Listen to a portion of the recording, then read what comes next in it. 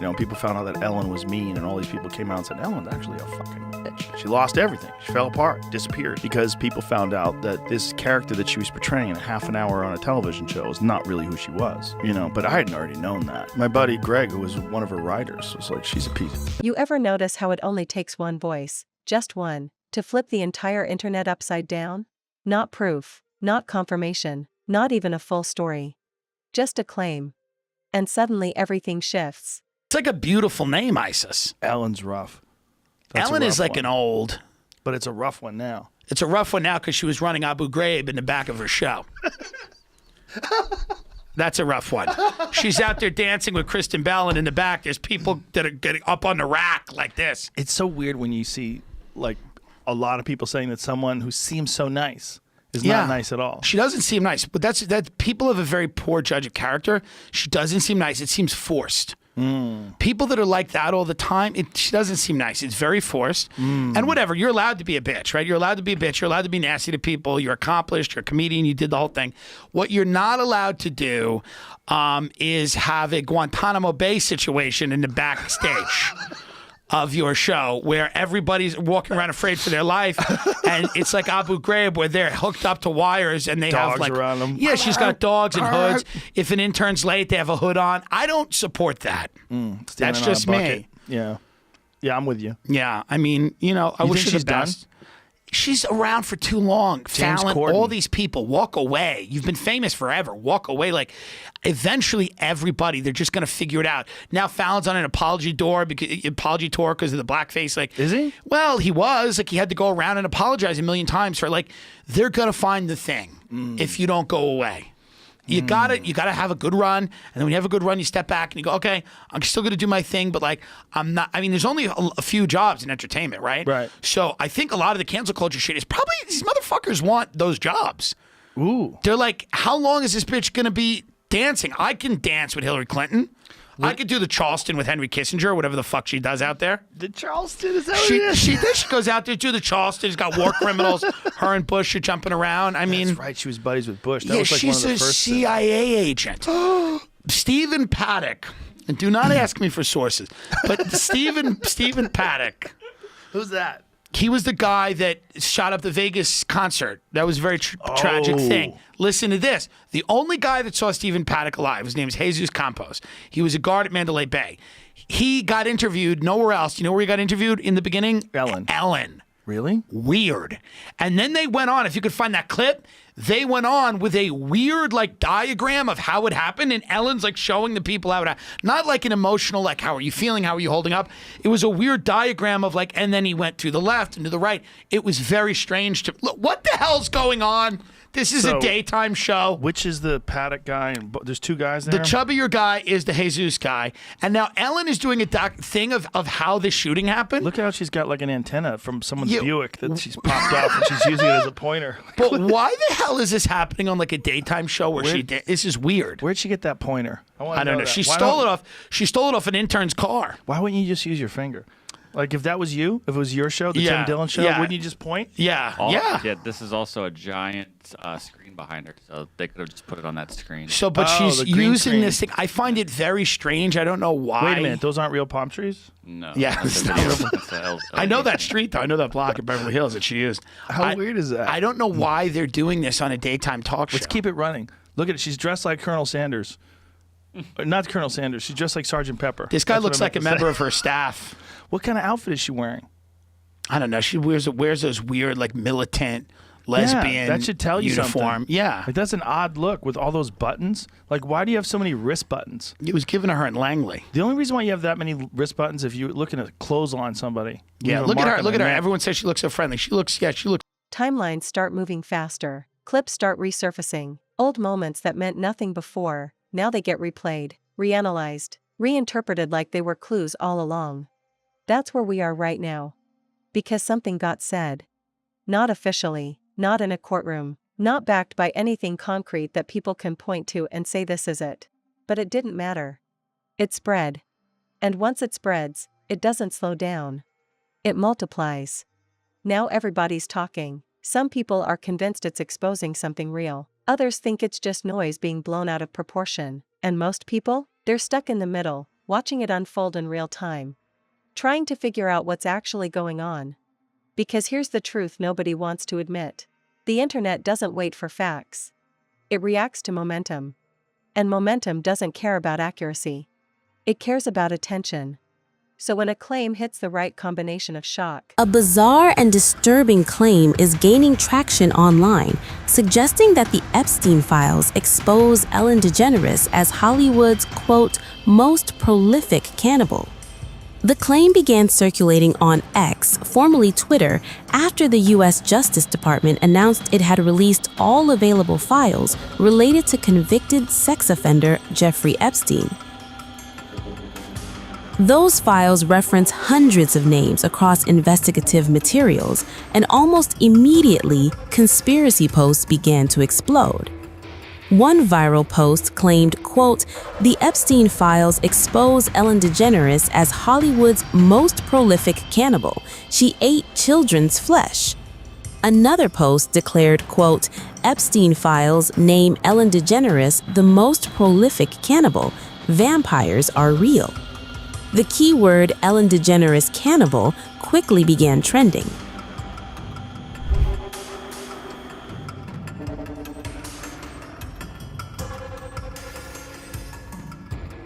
More posts followed.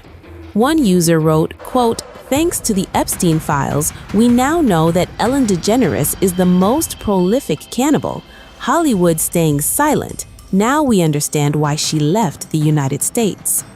Another described a supposed disturbing discovery and claimed she was given a title no one wanted to know existed. Some posts even shared edited or distorted images of DeGeneres to amplify the shock value. But here's what's critical. There is no evidence in the Epstein files that supports any claim of cannibalism.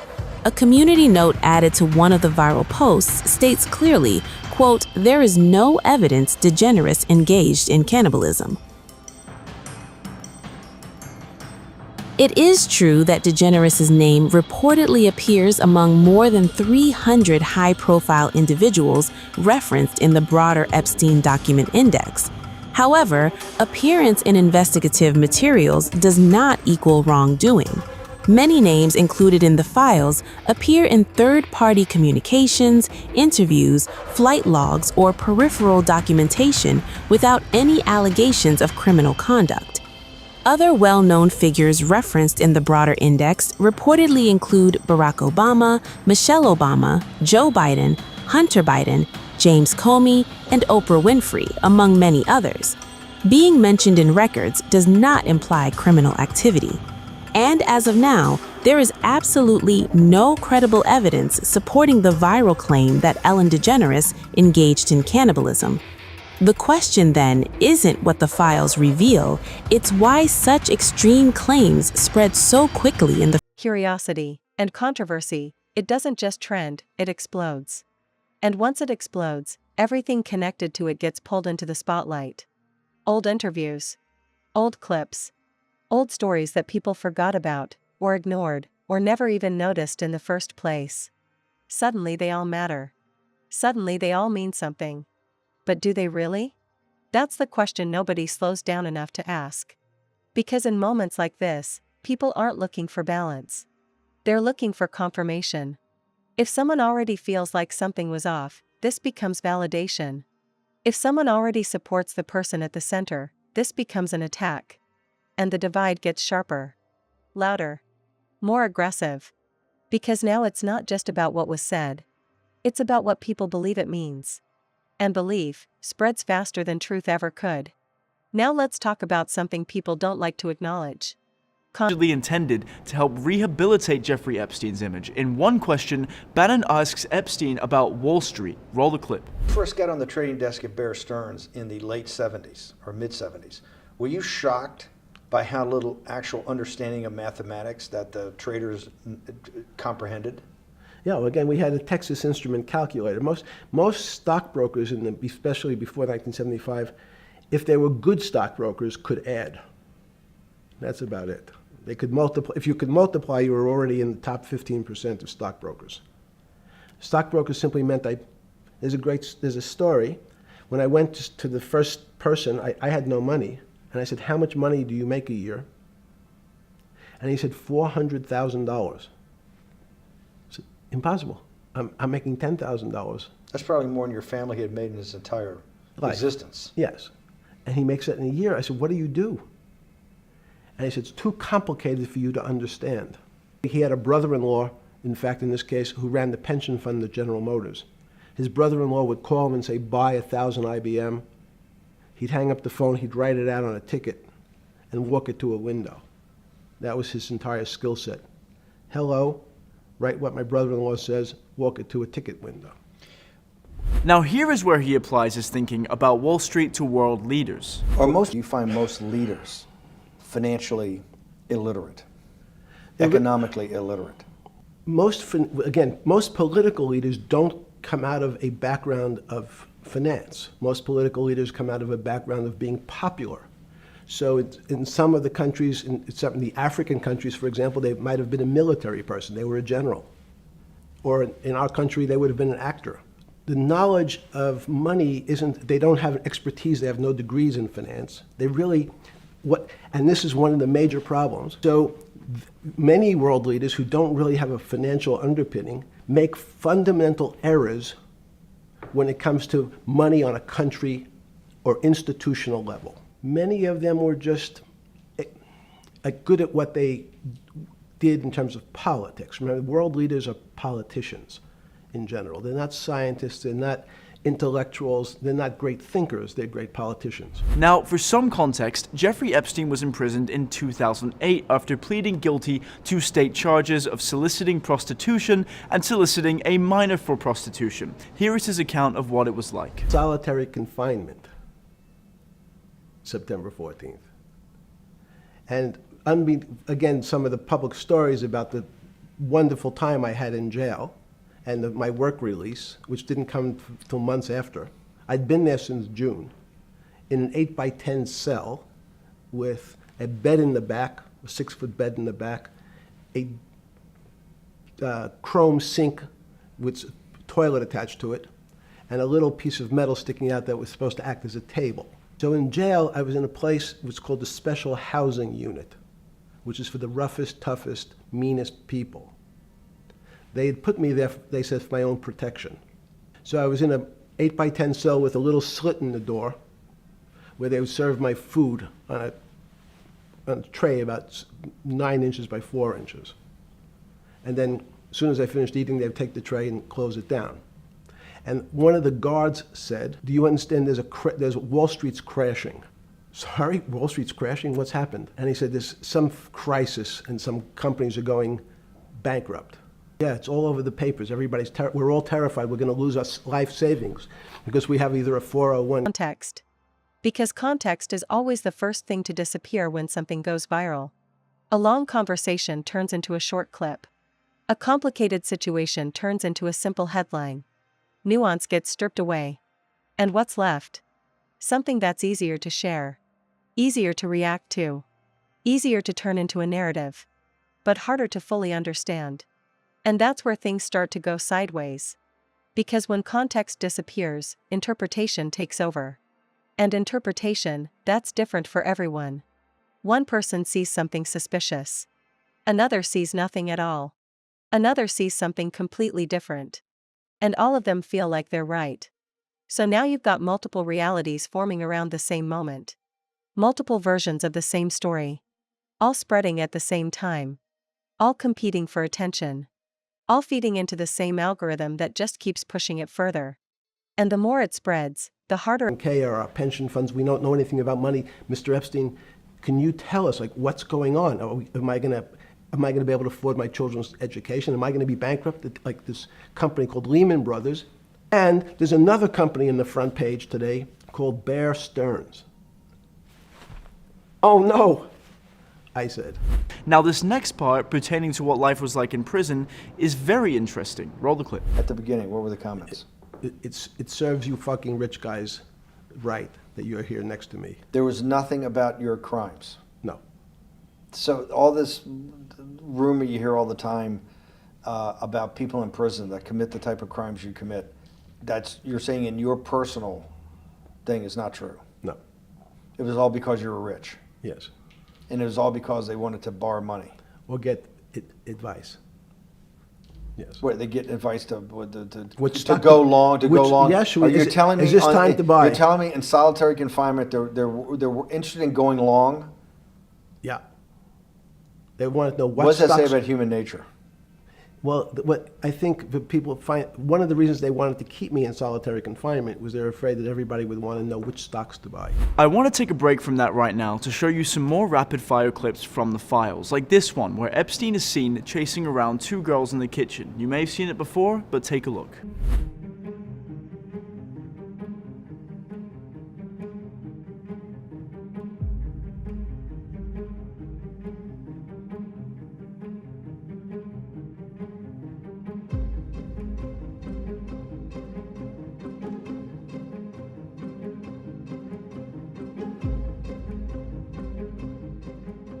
And this one of a redacted individual in what appears to be a bikini modeling.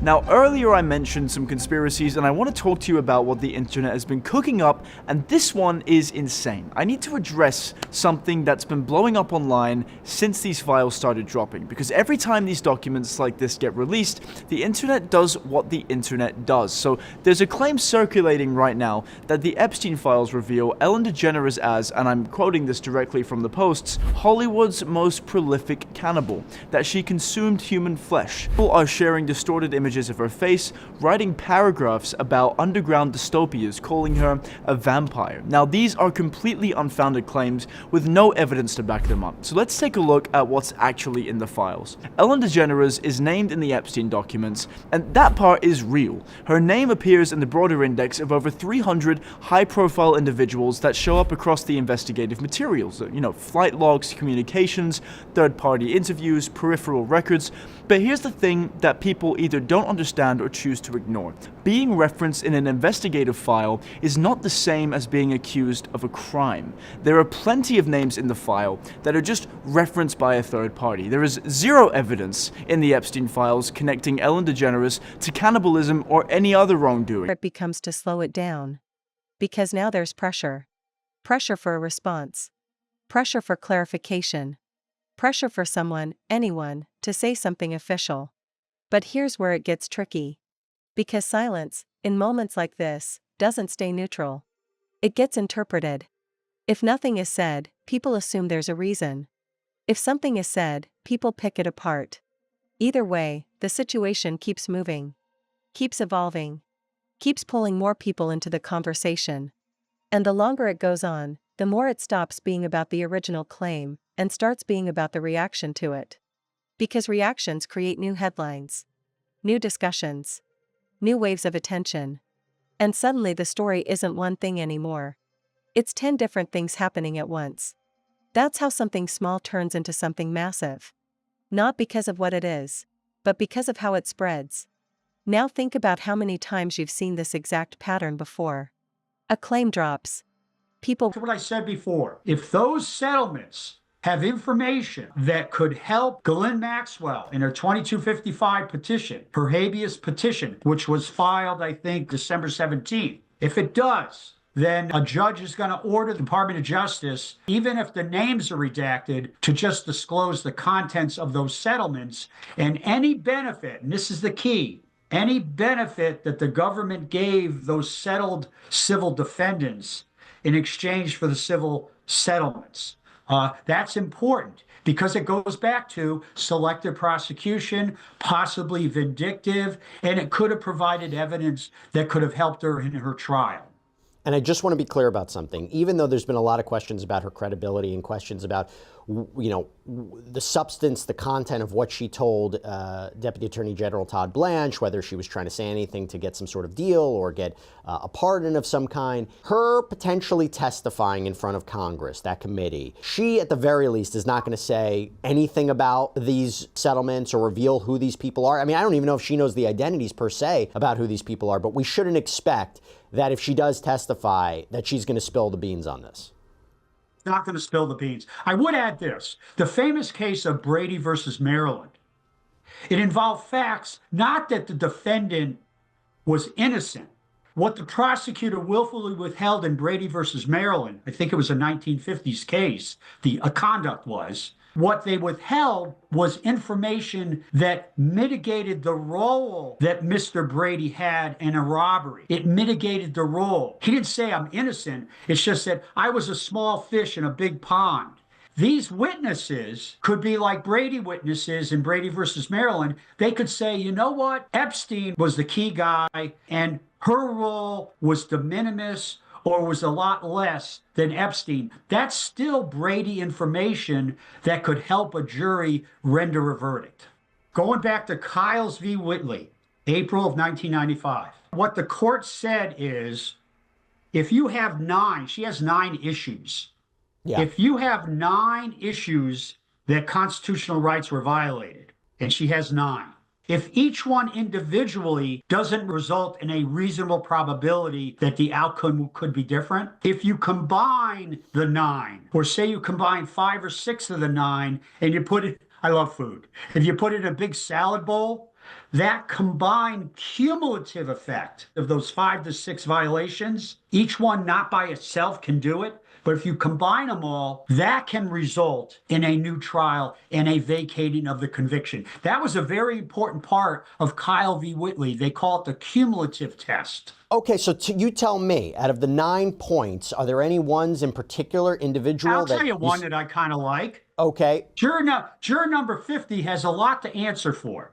Well, explain it. Explain it. So there's apparently... During voir dire, jury selection, either verbally and or in writing, jurors are asked questions, either by the judge and or the attorneys, depends on the court. Those answers to those questions are under oath, subject to the pains and penalties of perjury. According to her allegations, and I just read them, juror number 50... React. Clips resurface. Narratives form. Pressure builds. And then one of 2 things happens. Either something real comes out, or everything slowly fades, leaving behind confusion, opinions, and a permanent mark on how people see the situation. And that mark? It doesn't go away. Even if nothing gets confirmed. Even if everything gets denied. Even if the original claim turns out to be nothing, the perception sticks. Because once people start questioning something, they don't fully stop. That doubt stays in the background, waiting. And then the next time anything even slightly related appears, it all comes back. Faster. Stronger. More intense than before. That's why situations like this don't just trend once. They cycle. They come back in waves. Each time with a new angle. A new piece. A new claim. And each time, the reaction gets bigger. Because more people are already aware of it. More people are already invested. More people already have an opinion. So when something new drops, it doesn't start from zero. It builds on everything that came before. And that's exactly what's happening now. This isn't just about what was said recently. It's about everything that led up to this moment. Everything people remember. Everything people question. Everything people never got a clear answer to.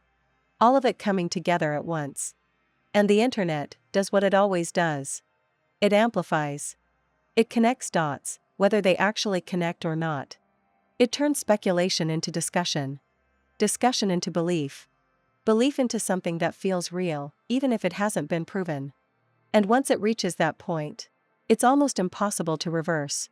Because now it's not just information. It's perception. And perception spreads faster than anything else. So where does that leave everything? Right in the middle of uncertainty. No clear answers. No confirmed direction. Just noise. A lot of noise. Some of it meaningful. Some of it completely off track. All of it moving at the same time. And people trying to make sense of it. Trying to decide what to believe. Trying to figure out what's actually worth paying attention to, and what's just part of the chaos. Because that's what this is, at its core. Controlled chaos. A cycle that repeats every time something controversial hits the right level of attention. And the only real question is, what happens next? Does something concrete come out of this? Does it fade? Does it evolve into something bigger? Or does it just become another moment that people argue about, long after the trend disappears? Because one thing is certain. This isn't the end of it. Not yet. Because once something reaches this level of attention, it doesn't just stop. It either escalates, or it lingers. And sometimes, it does both.